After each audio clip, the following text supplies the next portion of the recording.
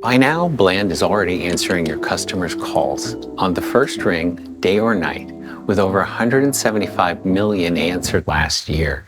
Wow, that is a lot. How much did you say this company has raised? $100 million US? What are they paying for ramp? I want stocks, I want bonds, I want options, I want futures, all of it. This is bullshit. Bland doesn't use OpenAI or Anthropic. They built the whole thing themselves. Congratulations. Okay, can you go down? Bland is HIPAA, SOC 2, GDPR, and PCI DSS compliant. What are all these letters? Do they mean, is this random letters I'm saying?